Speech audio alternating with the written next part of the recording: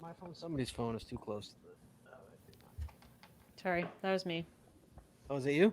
Yep. Sorry. Ah, it is what it is. What are you gonna do, Brown? All right, we should be live. Can anybody check and see if we're live? Hey, chat room, what's up, guys? If Yes. you can see us and hear us, say hey, hello, good evening, happy Wednesday. Oh, there's my alarm. It is 8:30. It's my 8:30 alarm. And before we get going, uh, nobody, please, nobody spoil Big Brother. Oh God, no! Oh Thank no, please, no, no, no! you. Don't tell us. Don't tell us. Well done, Chad. Yes. Could you believe it was on Wednesday, Chad? Can you believe Oh, yeah. 2 hours, no less? Jesse be out sleep 10 minutes into it. Jesse will be out. No, I'm gonna stay awake tonight. Oh God, 2 hours tonight It's after two the show. hours. I know. I. And it's 2 hours of like we won't know until the last 5 minutes. Mm-hmm. You know, they always do that because they have the whole shtick where everybody Right. talks and all that. All right, let's do this on the show so we can get it over with. All right, here we go. Meaning because I want to go watch Big Brother, not because I don't want to do the show. Okay, let's hit the audio is recording. Okay, everything looks good. In 3, 2, 1. You wanna know how to find it. Seek it out when they hide it. You know it's in the bag when it's an easy grab. But come on, take a chance now. So go, geocache, geocache. And if you need help, we're right there in a flash. If you got a question, just call in and ask. Uncover the stash on the Geocaching Podcast. The Geocaching Podcast. Welcome everyone. It is Wednesday. It is 8:30, which means that it is once again time for Geocaching Podcast. My name is Scott Birch. We got Shorty that's manning the phones, so please welcome to my virtual left, my co-host, Chad 427. Howdy, y'all. It's time to talk benchmarking. That's right. Tonight's episode 638, recorded live on October 28th, 2020, is benchmarking with our friend El Rojo 14. Phone lines are open. Give us a call, 808-468-7924. That's 808-GOT-SWAG. And for you international callers, you can call us free via the web at callinstudio.com/show/GCPC. But before we do that, Chad, Mm-hmm. let's talk about Patreon. Chad, it costs a lot of money to make this show work. You know that as well as I do. Oh, yeah. We got two ways for you guys to help us out. One is you can send us a one-time donation, paypal.com. PayPal.me. It's PAYPAL.me/the geocaching podcast. You can make a one-time donation, whether it be $5, $50, whatever it is. But it must be a one-time thing. Or you can become a patron, Chad. Mm-hmm. Become a patron and knuckle up to the bar and help us out here paying the bills. Because it costs a lot of, now that we have two shows that we do on every other Saturday as well. This Saturday, as a matter of fact, Chad. Are we gonna do a show this Saturday, Chad? It's Halloween. Yeah, I was kind of wondering Jesse that. asked me that. I'm like, I don't know. So- do you want to do one, Chad? I guess we could. I'm good with it. Mm. So's Jeff, Frank. yeah. So's Frankie. Frankie. So, guys, Patreon, you get extra audio, extra video, only available to our Patreon members. We got coming Saturday is Chad is the Jesse Brown ghost stories dropping on Saturday morning. Halloween. Ooh. Yeah, audio. And then we've got Jesse and I went out caching last weekend. Video is coming up real soon too. I think it's coming out before Saturday. I think Sweet. no, the weekend after. I apologize. Weekend after of us. What did we do, Jess? We went and did some creative caches. Thank you. Creative caches, Chad. Awesome. Yeah, every October, late October, there's a creative cache contest around this area, and so that people put, and their caches, they aren't meant to stay. In terms of, once they go, they go. Right. So they're just literally for the contest of that year. So you want to try and get them as soon as possible because they're not really meant to weather the Chicago winter and whatnot. Some do. Right. Some have been around for years, but most just have to show their. There was a Christmas tree one. Remember the Christmas tree one, Jess? Mm-hmm. They had a Christmas tree one where somebody literally went into kind of like the woods, decorated a pine tree, and you were supposed to sign the ornament. Yeah. You signed an ornament. No, I'm sorry. There was a bucket of ornaments. You signed an ornament, and you put it on the tree. Oh, And so sweet. the more people that went, is the more ornaments came on the tree. Now, fantastic. Log is full. Yeah, great idea, but for a Chicago winter, not really, cohesive. Right. I think there might have even been like some solar powered Christmas Christmas lights, yes, there on was the tree solar-powered too. Christmas lights on the tree too. Yeah, it was a really great idea, but just like I say, it's only, it's good for a little while. It's not Right. long term in this kind of climate. So we did that. So we saw some fairly good ones. We got about 6 or 7. So we took video of all those to share with you guys. That's coming, I think, the week after Thanksgiving. I like drop Saturday mornings. That's my drop time on Patreon stuff. So 2 things in the hopper for Patreon. Also you get extra audio, extra video. We got you get, if for the store, you get stuff dirt cheap in the store, and you can get path tags and stickers and all that good stuff. If you want to become a Patreon, it's at patreon.com. That's patreon.com/the Geocaching Podcast. Promotional consideration paid for by the following. Tonight's show is brought to you by Cachely. Cachely is an advanced geocaching app for iOS. It features powerful online and offline features, including filtered searches, offline maps, and offline saving of caches. Cachely has hundreds of advanced features that will make your geocaching experience just that much better. Get more info at cachely.com. That's CACHLY.com. Tonight, we're also sponsored by Logwork. Logwork creates the fantastic logbook made with genuine Write in the Rain paper. The logbook designed for the micro containers of the present and future, geared towards the hider who would rather go cache than do cache maintenance. Find them at logwork.com. That's LOGWERK.com. It's also brought to you by FTF Geocacher Magazine. FTF Geocacher is the magazine for geocachers, written by geocachers. With 6 issues a year, FTF offers practical advice, hints and tips, cacher bios and milestones, geocaching events, trail tales, and all things geo-related. Find them at ftfgeocacher.com. Before we move on, I wanted to say congratulations to Joshua for finding what the heck is his name? Oh, the guy in the Spartacus. Finding Spartacus, because he got so I was reading through. I read through who gets the coins or the path tags every month, because I find them, but I never get the path tag. But I saw that Joshua got a path tag this past issue. Kidding. It's his birthday today, by the way. Oh, happy birthday too!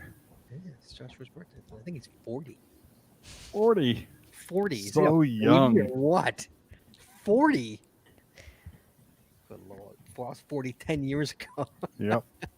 I was 40 in the aughts, for Christ's sake. And by the Max Suds Body Company. Max Suds Body Company makes handmade bath and body products from all natural oils and butters. Items such as Poison Me Gone soap, itch spray, and 2 scent choices of bug spray. Chad, it's kind of sad when we look at 40 and we're like, he's so young.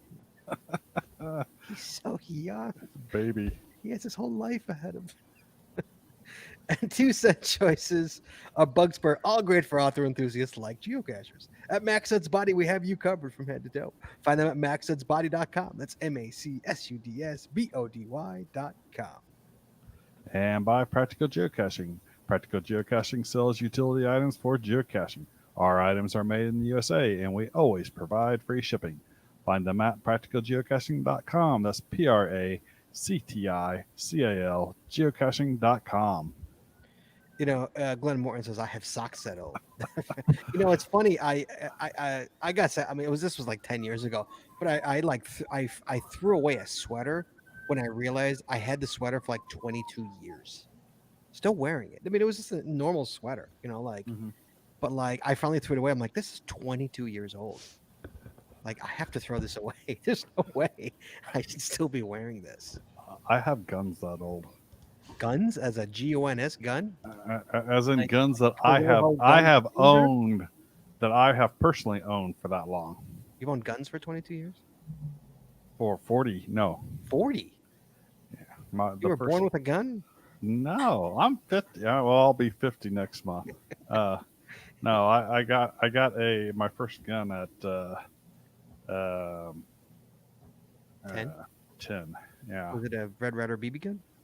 With a compass? No, I had BB guns before that. No, I got my first real gun at 10. Real gun? Yeah, I was 6. I had a. Wait, did you say I was 6? 6. Well, I was shooting at age All those 6. little guns over here. Oh, Lord, Hand Jesse. backwards.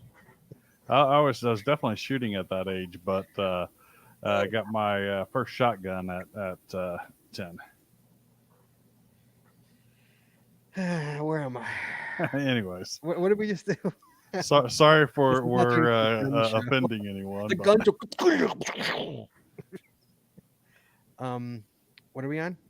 Did you do practical geocaching? I did practical geocaching. You're on Art Ed Crafted. Thank you. And by Arted Crafted. Arted Crafted makes unique geocaching themed tees and custom designs for you or your geocaching group. With adult sizes ranging from small to 5XL. If you have an idea for a shirt design and cannot find it, you've come to the right place. Please give us the opportunity to show you how we can enhance your geocaching experience with your own custom design. Visit them at artedcrafted.com. That's ARTEDCRAFTED.com. And finally, buy pattags.com for all your swag and pat tag needs. Visit our website to get creative help, to trade or log tags, or to purchase your own personalized pat tags. With over 41,000 tags to collect, pattags.com is everything you need to start your pat tag obsession. Visit them at pattags.com. That's PATHTAGS.com. And as always, Chad, you find links to all our sponsors on our website or in our show notes. show notes. Hey, Jess? I can't hear you. I forgot I muted myself because I thought I was going to sneeze. When did you get your first gun, Jesse? That would be never. So when are you getting your first gun, When Jesse? did you fire your first gun, Jesse? That would be never. You've never fired a gun?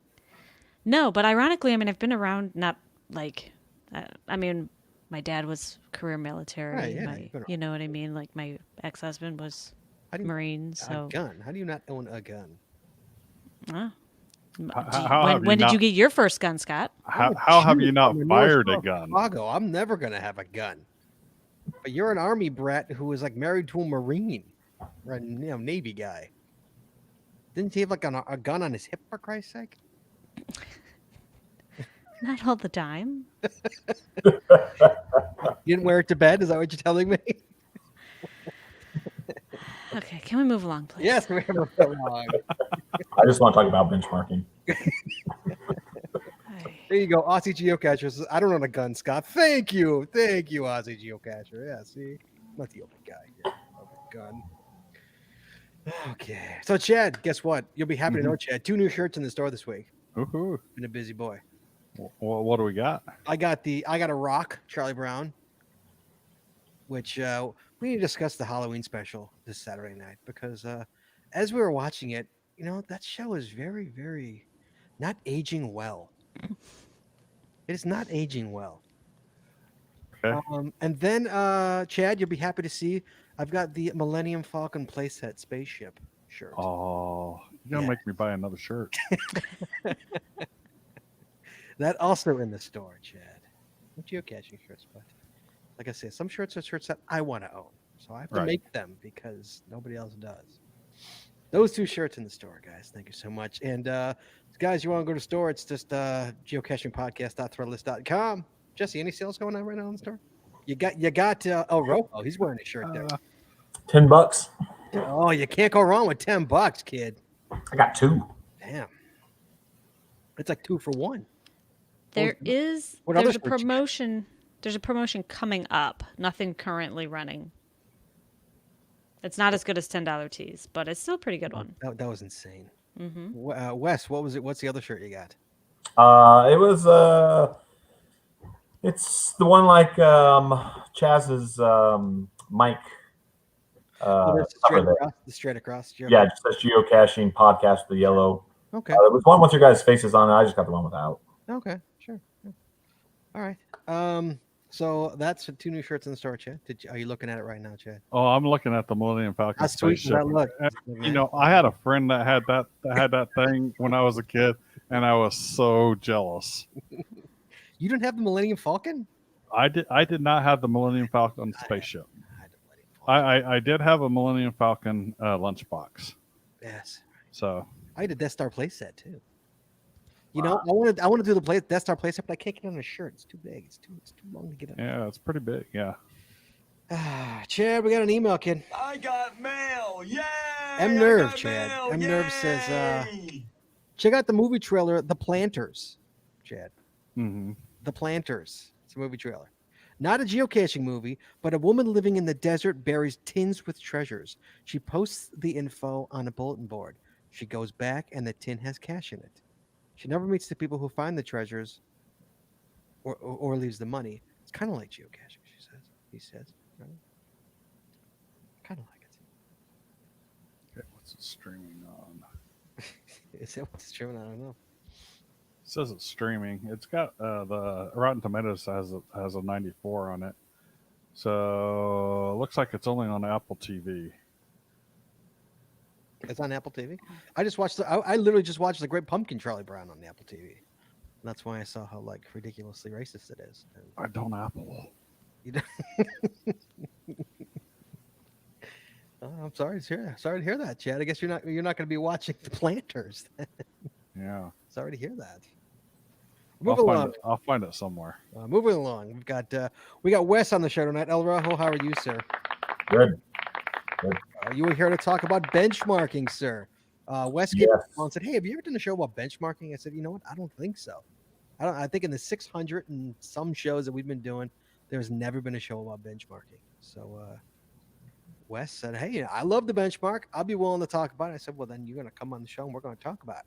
So we got Wes today to talk about benchmarking. He's El Rojo 14. He's called in many a times on this show. You guys have probably heard him. If you don't know Wes, you know El Rojo. So let's start. Basically, come on. Let's start with benchmarking.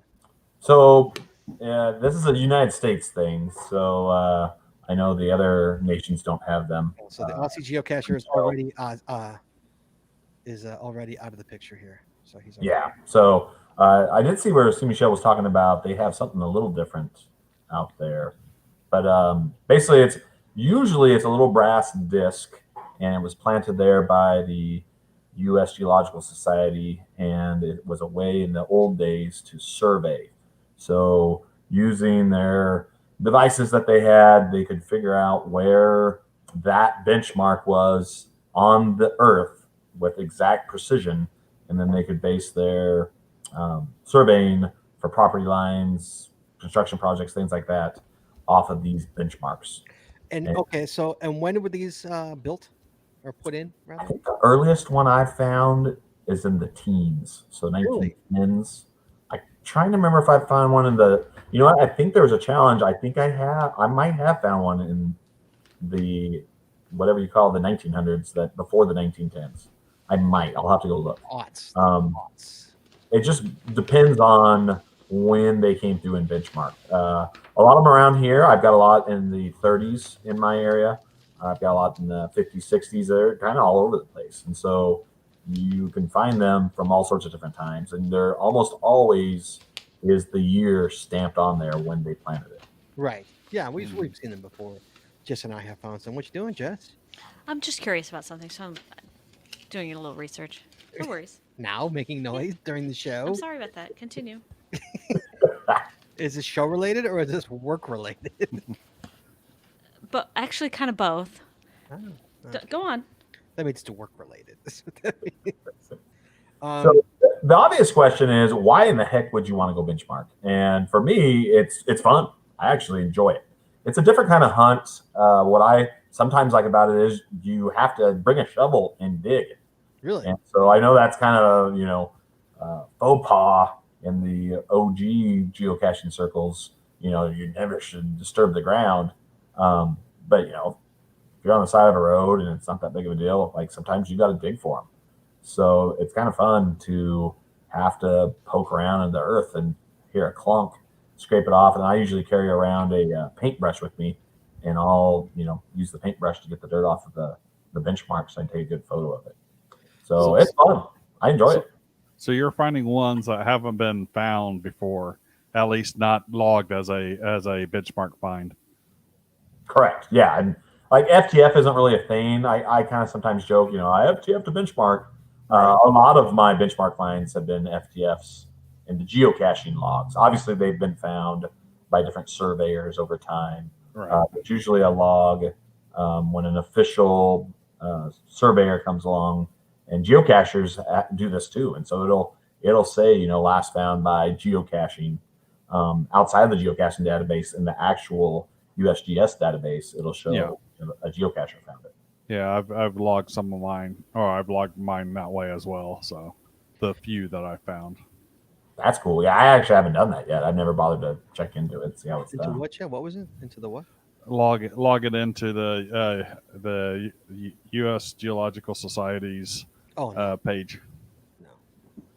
And so, but they can be destroyed. I mean, I've noticed that some Yes. I have found in the past Mhm. that now are gone now, like that I've Yeah, actually and found on geocaching are gone. Yeah, I know. I know. Enjoy looking for and figuring out destroyed ones. That's actually a lot of fun. I know some where basically a sidewalk has literally been put over the top of where it was supposed to have been, and so I assume it's gone. Either it was taken out, and most likely it was taken out before the sidewalk went in, and things like that. Some were on bridges where the bridges are no longer there. But who put these in? Who put Water towers that are no longer there. Right. Who put these in? Who put The these in? the U.S. Geological Society. Okay, just for the pure. Is there a reason something would get? Or was there a reason why they would place one there and not there? You know, like why would they choose this place to put one? Quite often. So, from my knowledge, quite often they would put them at things like water towers, things where you can easily identify where they're going to be. Sometimes at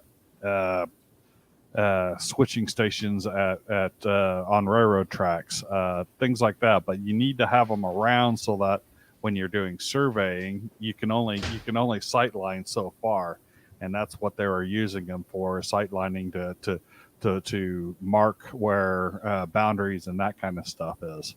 So they were putting them out there. I mean, I found them in the middle of a cow pasture before. Really? So, yeah. Well, Yeah, they can be in pretty random spots. I do notice a lot of them will be kind of on high points, so that way you can see them from a long ways. Post offices usually have them a lot. Summits of mountains, definitely, Scott. That's where we get a lot of them here in California. There's just all sorts of random places. And then what I found is the Midwest water towers are super popular. And so the other option you have too, because there's a bunch of different benchmark styles. Most of them are the brass disc, but landmarks are some sort of easily spottable feature, man-made feature. Actually, I've seen them be rocks. There's a lighthouse that's a benchmark, Piedra Blancas, north of Morro Bay in Central California on the coast. The light tower is a landmark benchmark. And then there's two big rocks slightly offshore, and those are actually landmark benchmarks. So you can log the rocks. Right. Well, can Enchanted Rock in Texas, I think it's the U.S.'s second largest batholith in the U.S. It's a huge rock. It has one up on the top of it, at the peak of it. So that one, you're climbing up about 400 feet up a granite rock base to get to. That one's pretty awesome. Ian mentions in the thing about in Ohio, there's lots of water towers, church steeples, tall courthouses. And what I've been doing as I was working towards my 50 states and driving across America over the last 12 months, is I would just randomly take photos of all water towers I went through towns. And then later on, I would kind of look to see if it was a benchmark landmark or not. I would claim it. So I would just use my camera coordinates on my iPhone. Well, always put the coordinates in the details, and then I would go throw them into, because I don't remember where the heck I took this photo from. Randomly driving across the I-70, going from Mingo to Oklahoma, and so I'd go back and look and see if there was a actual benchmark there, because the benchmarking app for iPhone is dead, and so it's not super easy to benchmark from iPhone anymore. Cachly, actually, you can benchmark from Cachly, but you got to preload them in there. Can you really? Okay, there is one called Benchmap for Android, and it's still pretty active. So you can still go around and find it with that. Geocaching.com still has it, doesn't it? Don't they still have benchmarking on their side? Well, you can basically, if you go to a cache's desktop page and click nearest benchmarks, you can look for them that way, but it's not super intuitive. I guess you could click the Google Maps and use it in your phone to kind of go that way. It is doable, but the problem with benchmarks is they're not always where they say they are. All right. You can actually, if you click on the Google Maps link and look at where it's saying it is, it quite often is not there. It's often a half a mile, quarter mile off. And so what I kind of like about benchmarking is you really got to read the description. And you've got to really, it's a puzzle. And you've got to figure out, okay, what intersection are they talking about? And the other thing that'll change too is, like, if these things are put in the 30s, 40s, 50s, one thing I've noticed is Scott will know which highway I'm talking about, 166 that goes from my Taft area over to the coast. It's changed over time. And so it used to be a much windier road, and they went through in probably the 60s or 70s and plowed through the mountains and made it much straighter. The benchmark descriptions on those that go across that road are from the old road. And so what I like to do is I'll go get on old topo maps. You can search for old topo maps and go look at the different dates of topographical maps and different scales. You want to get the closer the better. And you can use those to kind of figure out, okay, this is where the road used to be. I'm looking in the wrong spot. I need to go look off of, when they say it's 40 foot north of the center of the highway, they're talking about the old highway, not the new highway. Right. But you'll have descriptions in there like a letterbox would be. It is 40 feet west of the utility box that is near the intersection of blah blah blah and blah blah blah, things like that there, or at the switching arm, so many feet off of the switching arm on a railroad track, those type of things. And one of the so have you found any that were like literally put into a building as opposed to on the thing? So yeah, I thought the first time I found one of those, I thought it was pretty interesting, because we're all looking at the sidewalk and stuff around and stuff, and then all of a sudden I look up and it's literally in it has been re-cemented into a relatively new firehouse. So I think it was probably underneath where they would have put the firehouse. So they decided to take it out and then actually put it on the firehouse. Yeah, no, they usually call those resets. So you might see like firehouse is a benchmark nearby, but you'll go look at the logs, and the official logs might say 1969 mark not found, and then you'll see nearby one that's firehouse reset, and so the reset is the one you should log, not the firehouse that's been destroyed. I actually found one that way in Abilene, Kansas. I was cruising through there to get one near the Eisenhower Library, just in case I decided to make a presidential libraries unchallenge. I don't think they'd let us do a real challenge on that anymore. And so I'm like, well, I'm kind of driving by, I better go there. And I was in Abilene, Kansas, and looking for a virtual at their post office, and literally was looking at the plaque that I had to get the information from, looked slightly above the plaque and behind it, and there's a benchmark on the wall. Total random find. So I went, snapped a photo of it, snapped the area photo of it. Later on, looked, it was a loggable benchmark. So ended up getting it, wasn't even looking for one. So those are kind of fun sometimes. I had another one like that in Delaware, I think. Near Delaware, Maryland. I was taking a picture of a water tower, and then I'm like, wait a minute, that's a post office. Looked, sure enough, there was one in the post office. There it was in my water tower photo. I already had it. All right. So I have a couple pictures to share. Here's one that I found that was in a building. So this, I know the angle is kind of weird, but the darker part is the ground and the white is the brick of the building, and it's been painted over. The survey marker, yes. Yeah. So What was that? Which one was that, Jess? this was one called, it was actually a puzzle called Commuter Cache Bartlett Landmark. It's in Bartlett. Took you there. And let's see, I have one more picture to share here. 1 second, let me share this one. So we're saying that these are only in the US. So That's Craig. that's Craig. Why do you have personal pictures of Craig?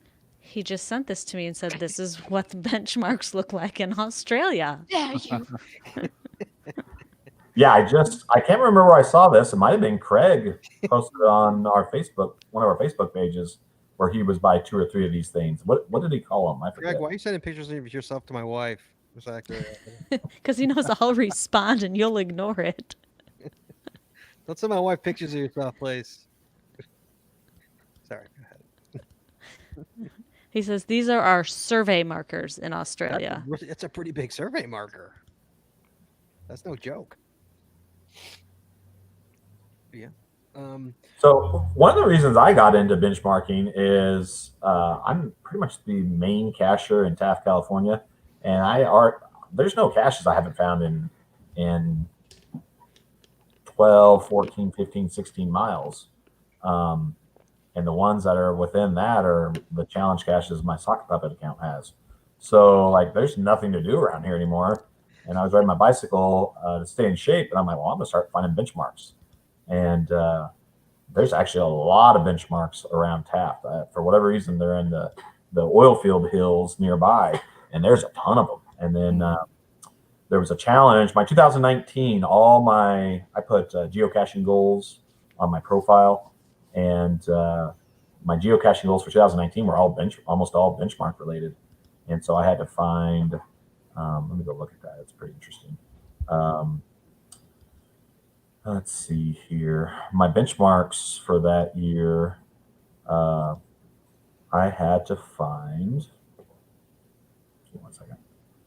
250 benchmarks so these were all done before the challenge rules changed. It was a challenge series of 8 benchmark challenges in Riverside area.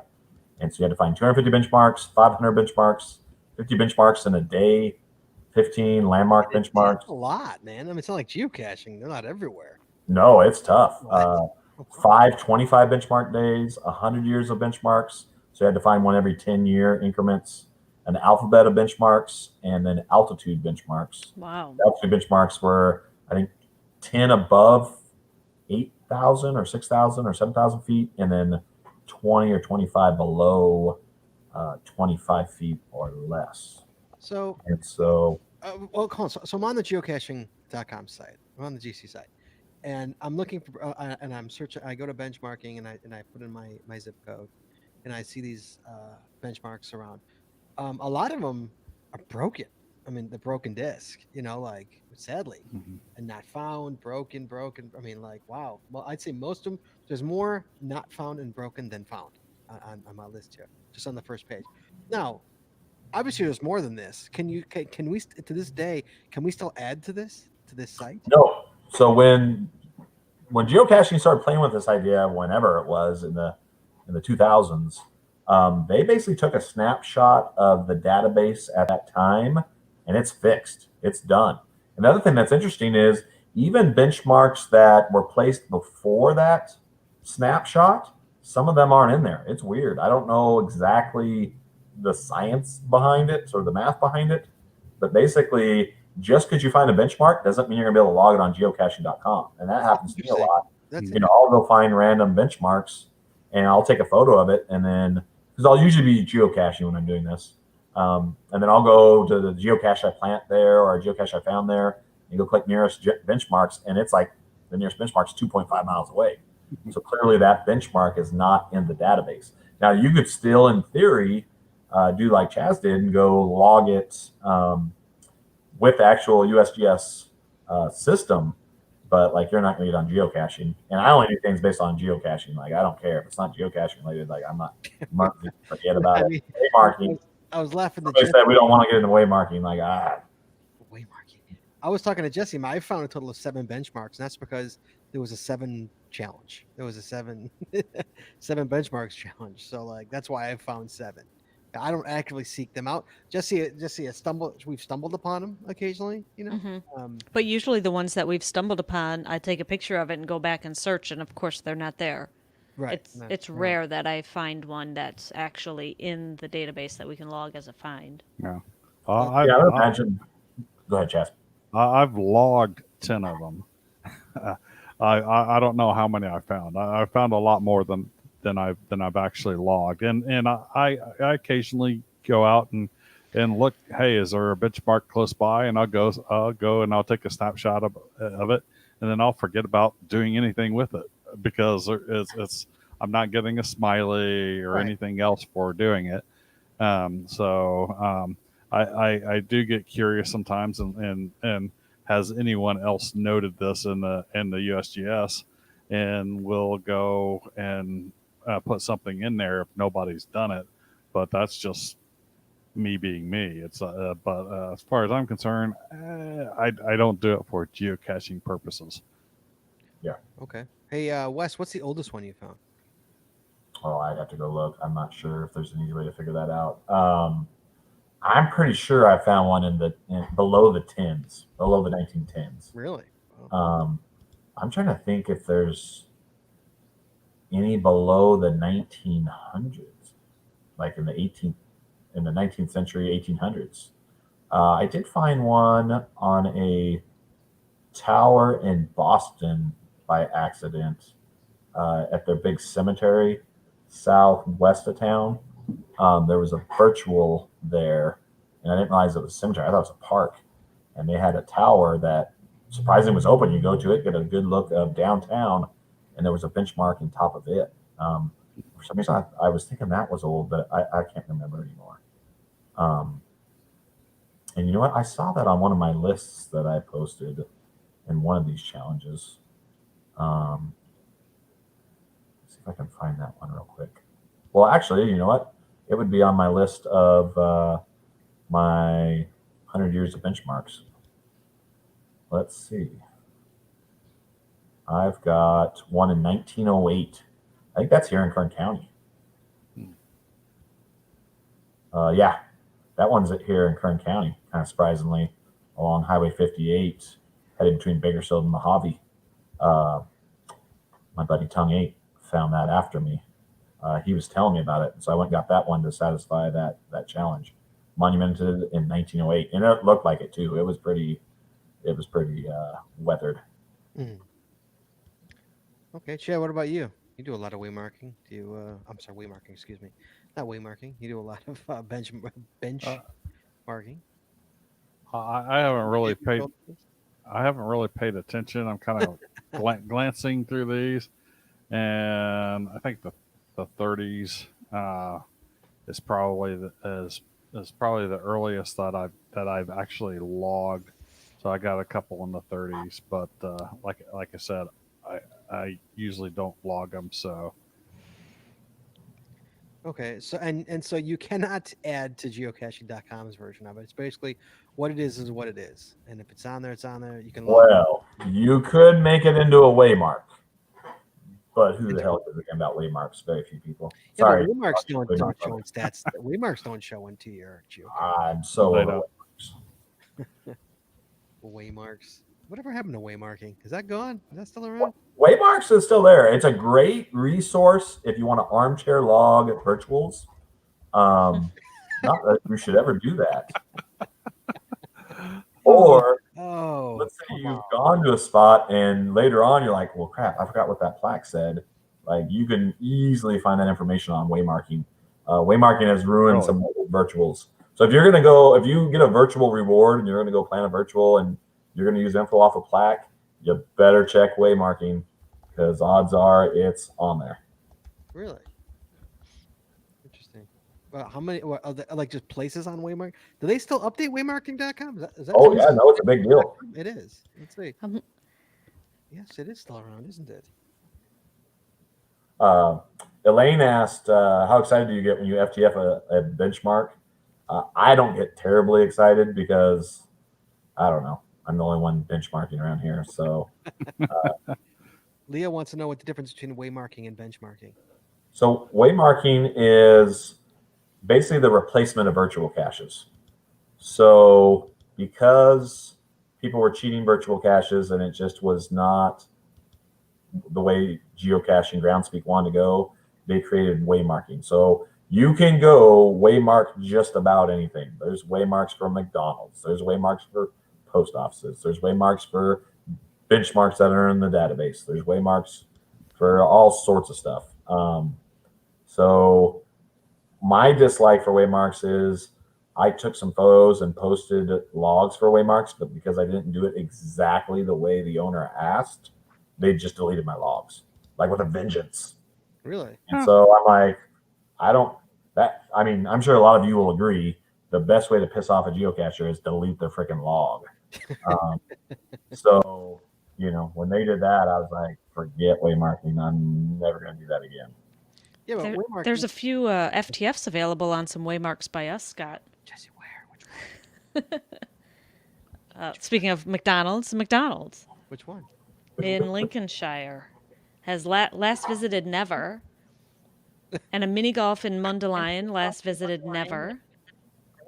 The Milwaukee Avenue McDonald's. Oh, yay! Yeah, you'll probably find a lot of FTF opportunities in waymarking.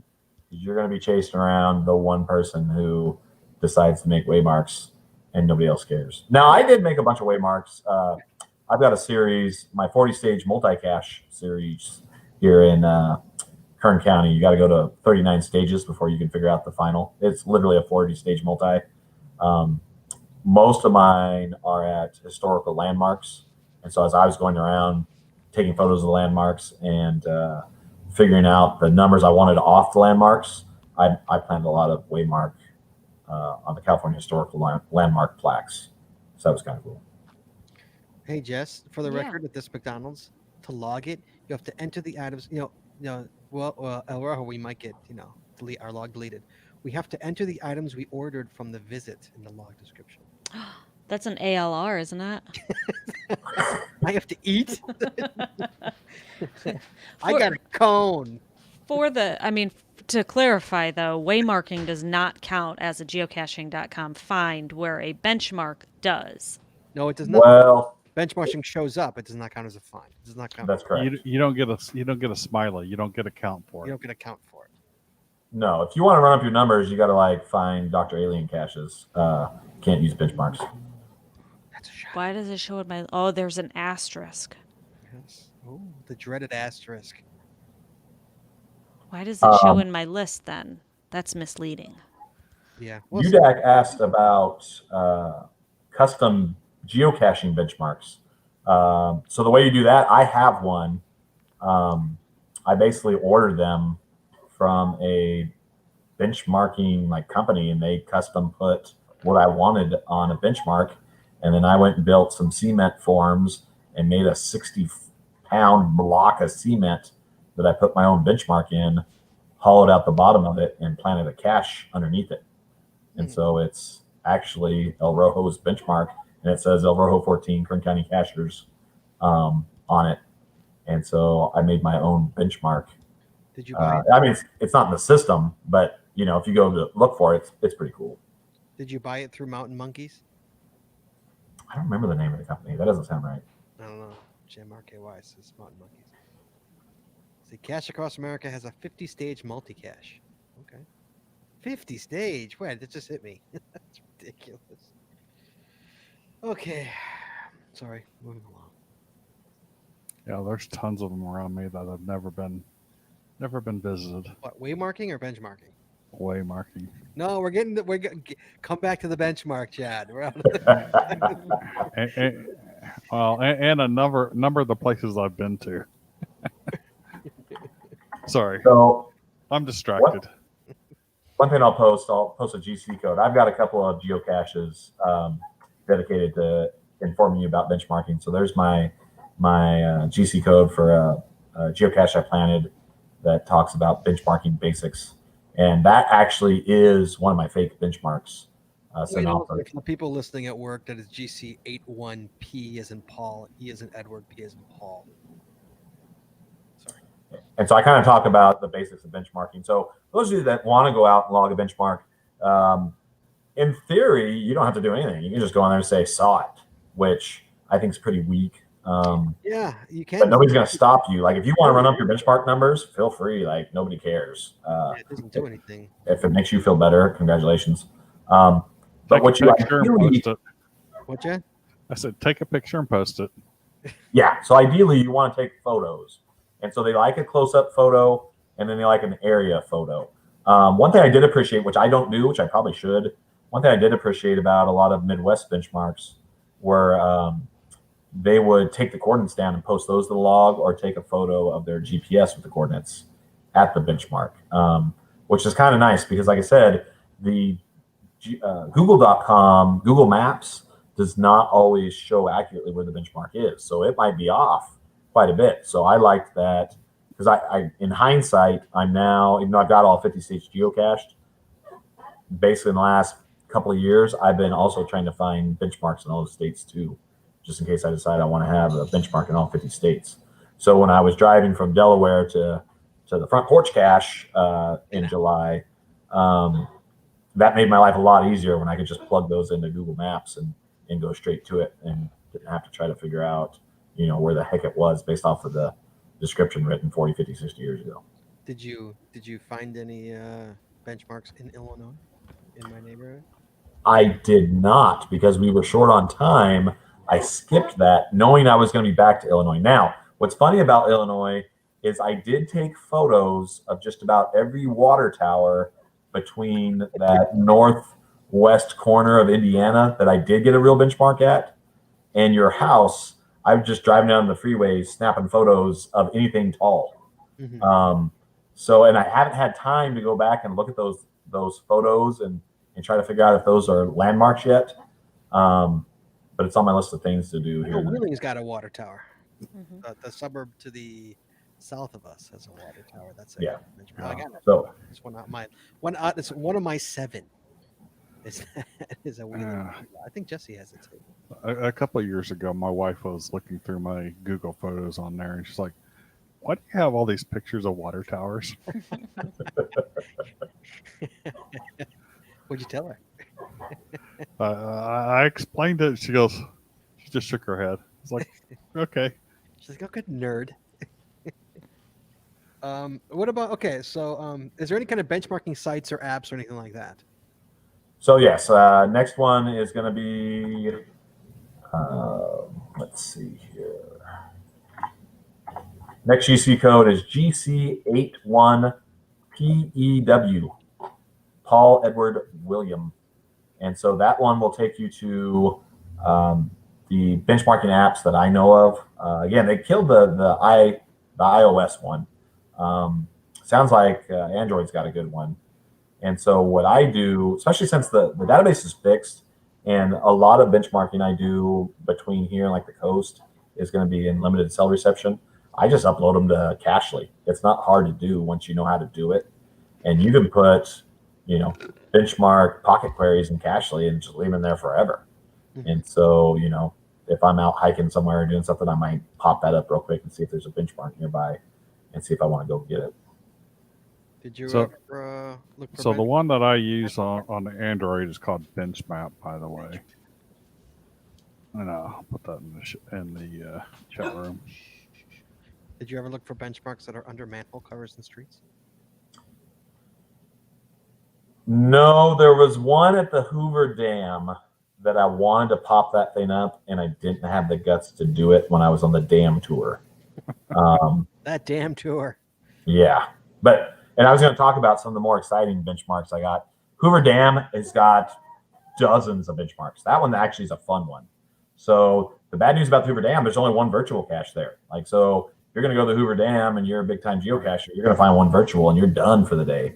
Well, there's probably 24 benchmarks on the dam.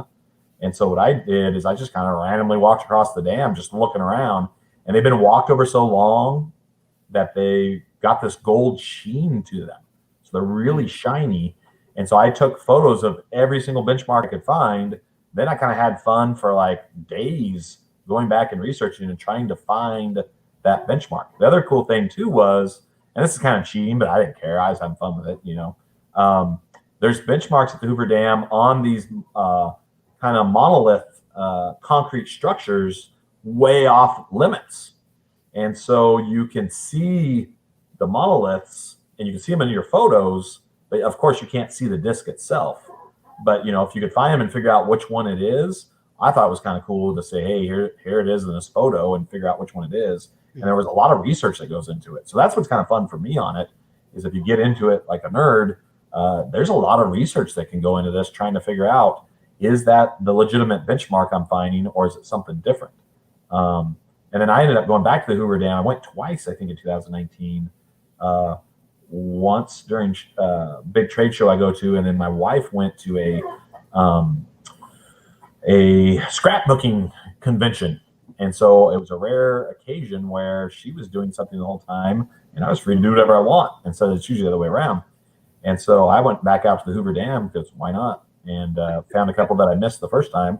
Took the dam tour and tried to find some down inside the dam, but was unsuccessful. Inside the dam, really? Yeah. So those are kind of fun. One I did find on my Delaware run, I was on the Chesapeake Bridge going between Maryland and, you know, across the Chesapeake Bay there in Maryland. I forget what road that is. And while I was on the bridge, I saw 3 radio towers off in the distance over by Annapolis by the Naval Academy. And so I snapped a photo of it. Well, funny thing about that is the bridge superstructure that I was on were landmarks.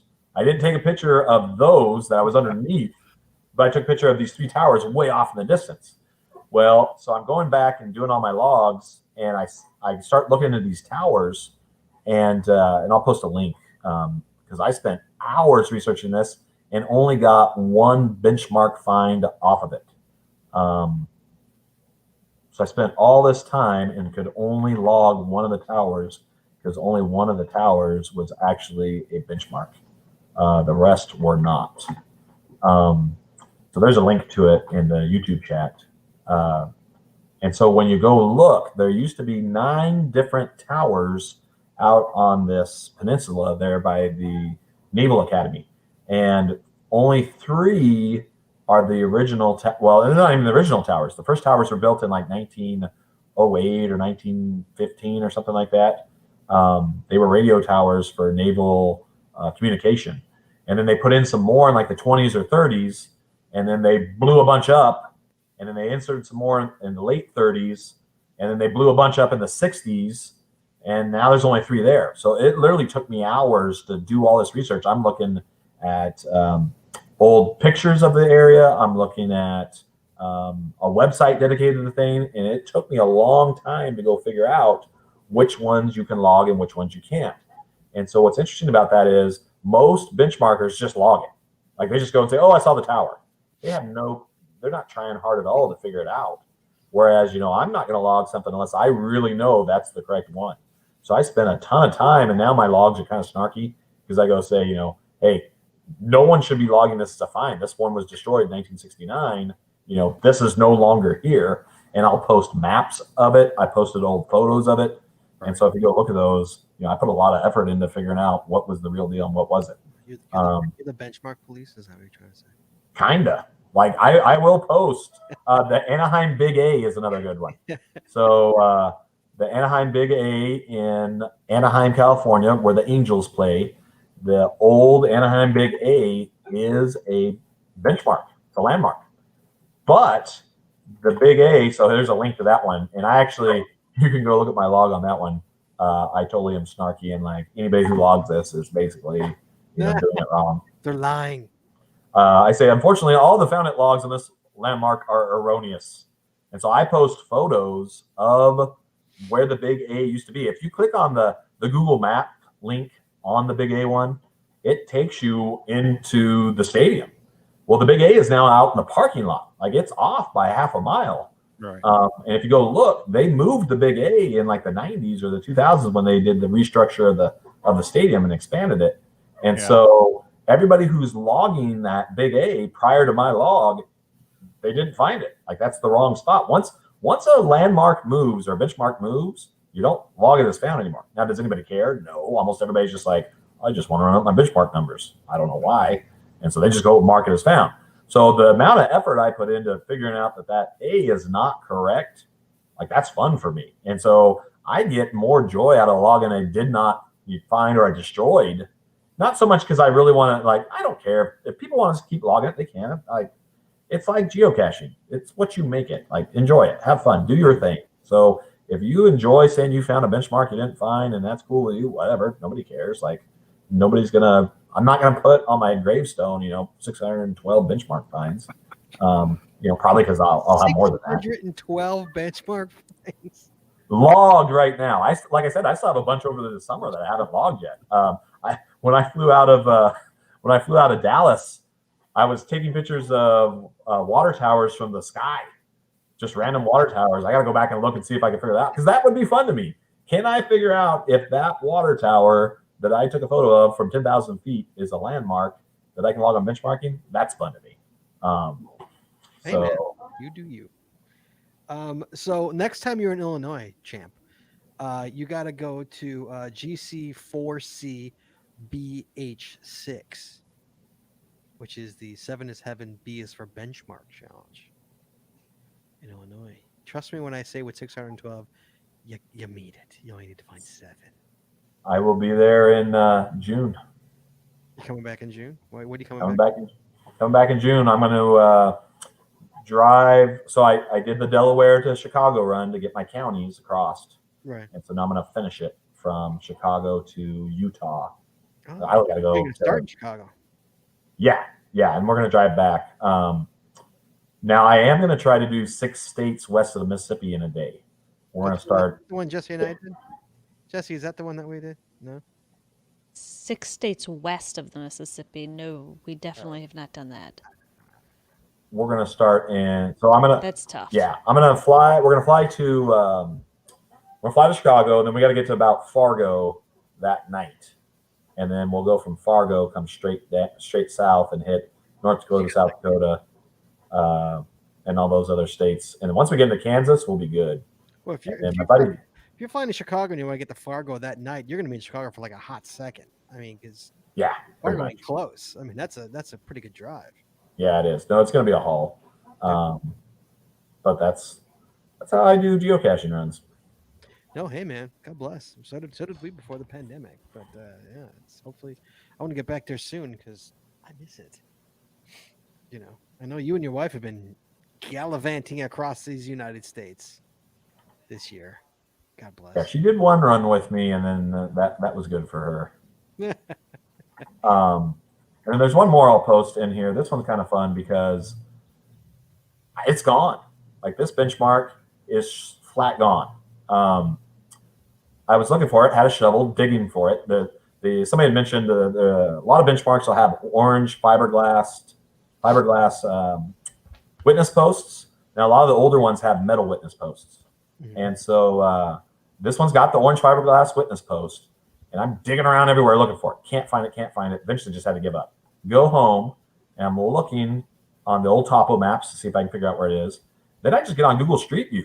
Like Google Street View, a lot of times, like you can find benchmarks on Google Street View. So I dropped Stickman there, looked. You can see the benchmark. There's the orange fiberglass rod. I compared the photo, the fence post. There's a barbed wire fence there, and the fence posts show it's in the same spot from Google Street View to my DNF photo.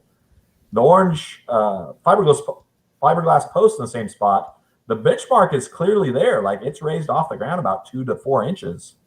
And that sucker is gone. So I go back, dig in that same spot again. It's not there. I think somebody literally came and dug it up and took it. I know Caltrans quite often, that's our highway department. I think sometimes when they're just plowing the side of the road and doing stuff, like they'll tear benchmarks all to hell. And, oops. So that's how they go destroyed and missing sometimes. But this one, I don't think they plowed it because the orange fiberglass sign is still in the same exact spot. And the benchmark that you can clearly see on Google Street View is not there. And I dug the hell out of that area and nothing. So I mean, that's sometimes what happens. Do they? Leo wants to know: do they still put out new benchmarks? I'm not sure. It would seem like mainly a lot of the surveying is getting replaced by GPS. Yeah, it seems like So that would. Yeah. The I'm not sure what my new newest, hotness is the GPS compared to the old technology of the. yeah, I don't know what the newest one I found is. I don't know. I have to go look. I think some of the newer ones I found are in the early 2000s. I don't Well, I mean, think I that was found GPS was still in its infancy then. Yeah, so that wouldn't surprise me. But I mean, there's actually, see, I don't know if they're in the database, but I think I found some that are more recent, but they're not in the database. Because, it was a snapshot of, I'm not sure what year, probably 02, 03, 04, somewhere around in there. All right. Anything else, guys? It's 9:30. So, believe it or not, you've been talking for an hour, El Rojo. I love me some benchmarking. Like, I don't know why. Anything Well, I else? know why. Anything else to add here? In the did we get through everything we wanted to get through? Yeah, I think so. No, I mean, again, if you're bored, you found all the geocaches in your area, look into benchmarking. It can be fun, and I think probably the biggest thing that I enjoy about it is like letterbox. You've got to read the description. If you're going to just try to go off the map, you're going to get frustrated quick. You really got to read the description, and it can be a lot of fun, especially if the description is from 20, 30, 40, 50, 60 years ago, trying to figure out, okay, what road are they talking about? And really, it's a puzzle. And so when you find it, you're like jazzed. You're like, dude, that took some work. This is not a light pole skirt. Right. I'm not just running up my numbers. Like, that took work, and I'm proud of finding that thing. I took my photos, and I posted my log, and nobody else cares. Everybody else can be like, whatever, you're lame. Yeah. And you were saying using old topo maps and that kind of stuff. I've also found that using Google Earth Pro and using the timeline, going back and seeing old aerial photos above it from way back when, because I think some of those things go way back, and you'll be able to see, oh, that road shifted by 100 feet, and this is where it went through. Those are great tools to use. Yeah, I maybe it's just because I'm a history teacher. That's fun to me. I like doing stuff like that. All right, Jesse. Anything else to add? No. No. Okay. Chad, thank you so much. El Rojo, Wes, thank you so much for coming on the show tonight. Thanks for having me on. I had a lot of fun. Thank you. No, always a pleasure to see you. Sorry we missed you when you came to the house. Chad, he actually came to the porch. I wasn't home. Yeah. Neither of us were home. Yeah, and Gary did the same day, I think. Yeah. GB over there. He wasn't happy. We were down the street at a baseball game is where we were at. Hey man, my kids come first. That's the rule. Sorry guys. And honestly, it was best that you guys weren't there, because my wife was already freaking out that we weren't going to have enough time to get back to O'Hare. So I'm kind of glad you guys weren't there. So you went chit chat, like the old chit chat.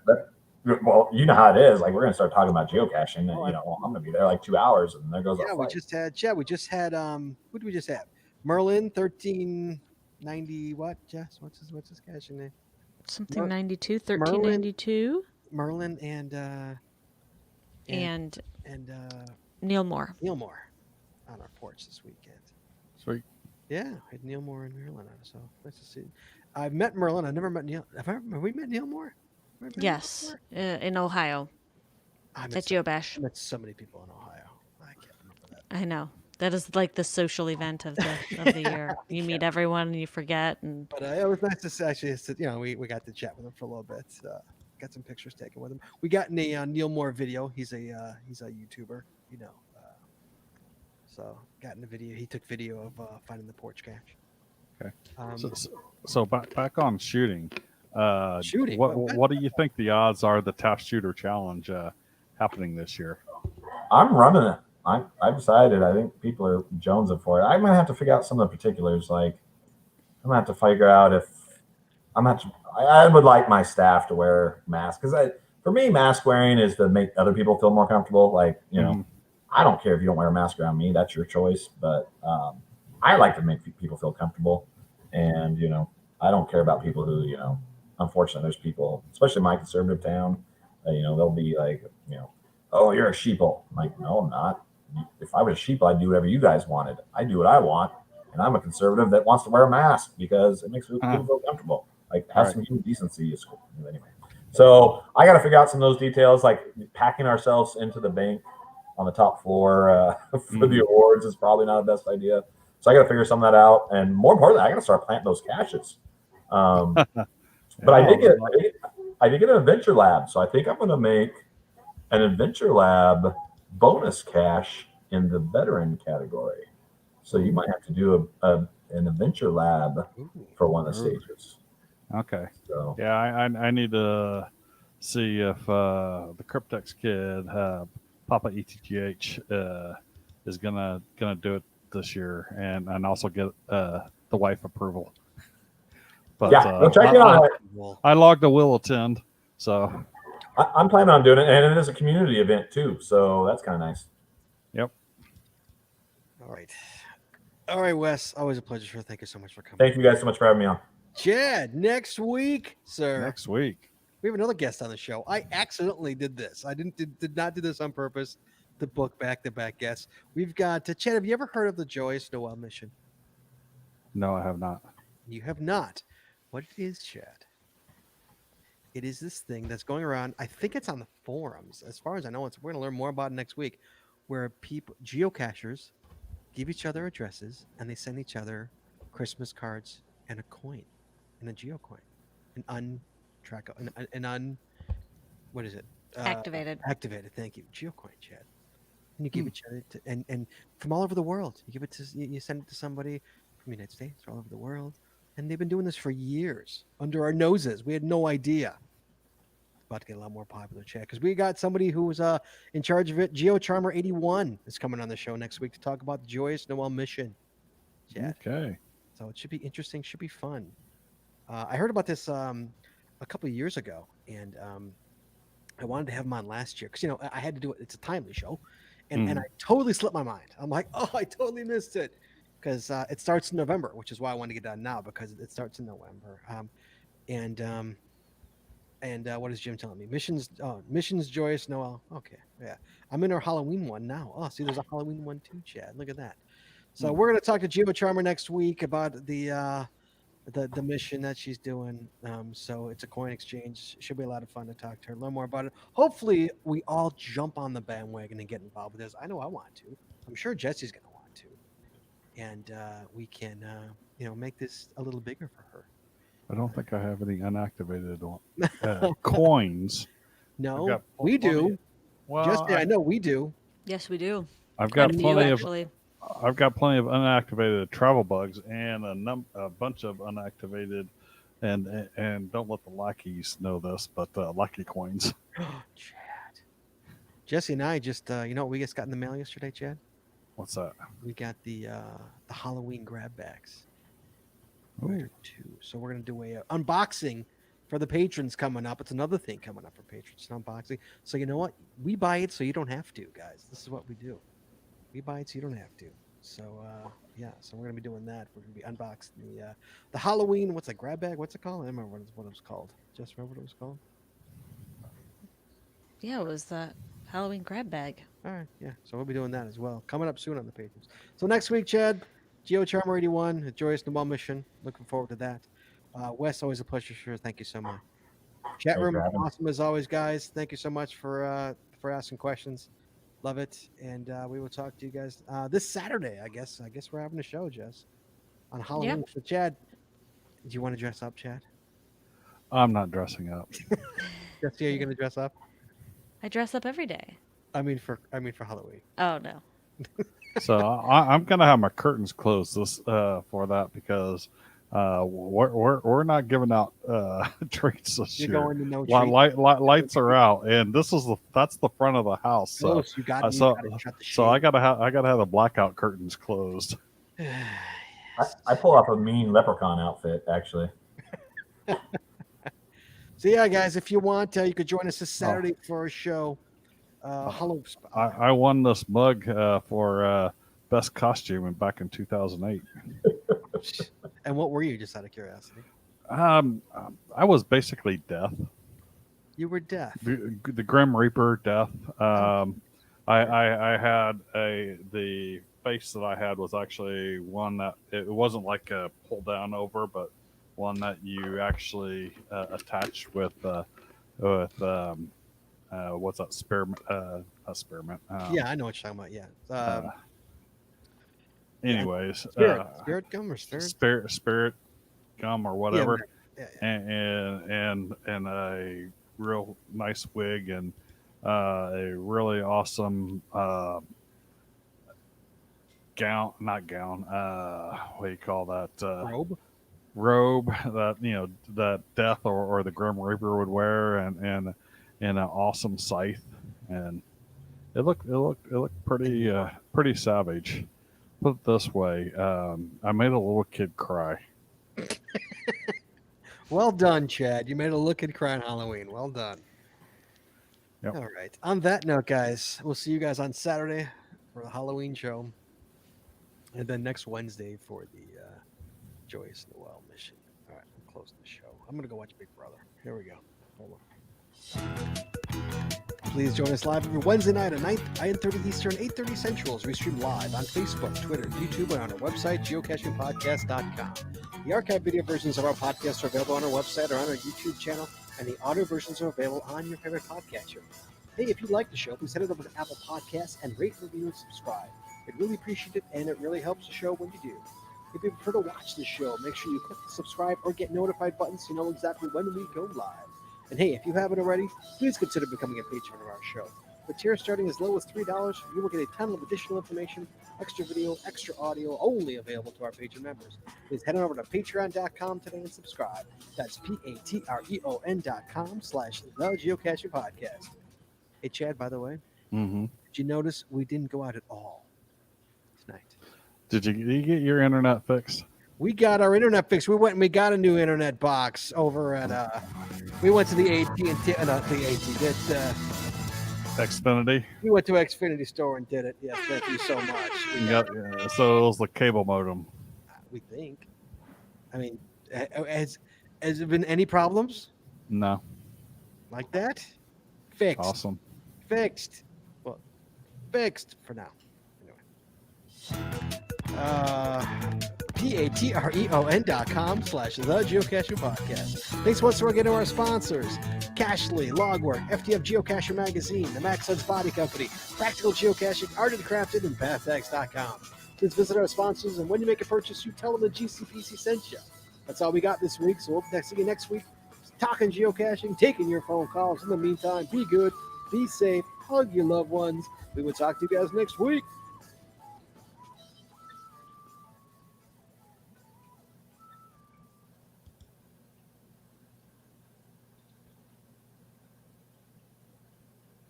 All right, we're clear. Well, thanks again, everybody. I enjoyed it. That was fun. All right, guys. We'll talk to you guys on Saturday. Be well, be safe, guys. Wear a mask. We'll talk to you guys. Have a happy Halloween if we don't. We'll see you this Saturday, then next Wednesday, guys. All right, bye-bye.